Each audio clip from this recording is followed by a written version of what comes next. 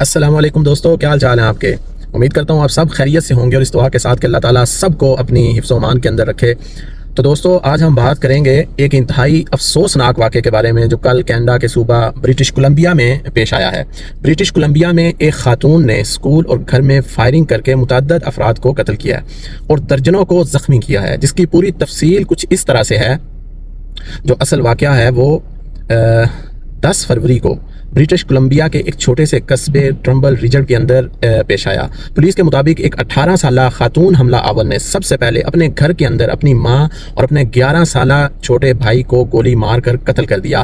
اس کے بعد وہ سیکنڈری اسکول کے اندر پہنچتی ہے اور وہاں فائرنگ کر دیتی ہے، جہاں متعدد افراد جو ہیں وہ ہلاک ہوئے اور زخمی ہوئے۔ پولیس کے پہنچنے تک حملہ آور نے خود کو بھی گولی مار لی تھی۔ ابتدائی رپورٹ کے مطابق کل 9 افراد ہلاک ہوئے ہیں، جس میں حملہ آور بھی شامل ہے۔ تقریباً 27 افراد زخمی ہوئے ہیں اور زخمیوں میں سے بہت سے جو ہیں ان کی حالت سنجیدہ ہے اور انہیں ہسپتال منتقل کیا گیا ہے۔ اس واقعے کے بارے میں جو اہم چیزیں ہم جانتے ہیں، واقعہ اسکول اور گھر 2 جگہ پر ہوا، مطلب یہ 2 الگ الگ واقعات ہیں۔ بیشتر ہلاک شدگان میں اسٹوڈنٹس اور ایک ان کی جو اسکول استاذہ ہیں وہ شامل ہیں۔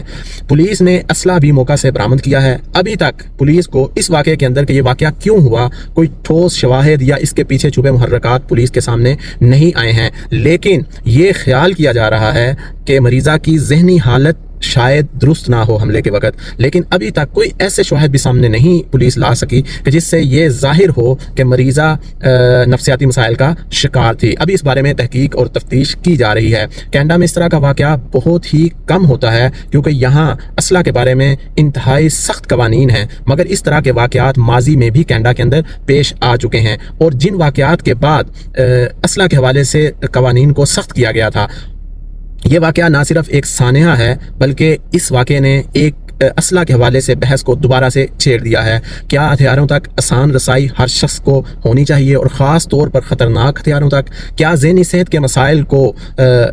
کے مسائل کا شکار افراد کو سیکیورٹی سے لنک نہیں کیا جانا چاہیے؟ کینیڈا میں ماضی میں جب ایسے واقعات ہوئے تو اس کے بعد اسلحہ کے حوالے سے سخت قوانین بنائے گئے اور اب یہ کہا جا رہا ہے کہ ایک بار پھر ان قوانین کو مزید سخت کرنے کے بارے میں بحث اور مباحثے کا آغاز کیا جا رہا ہے۔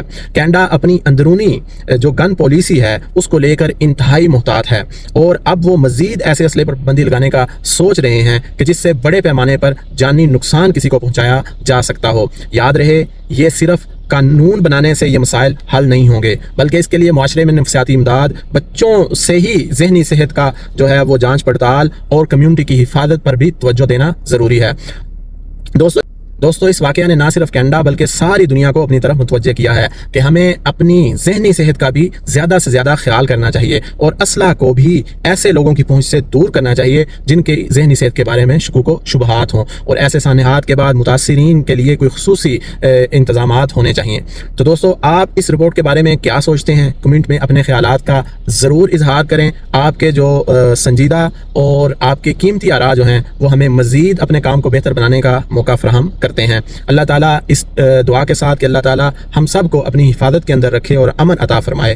دوستو، اجازت چاہوں گا۔ اللہ حافظ۔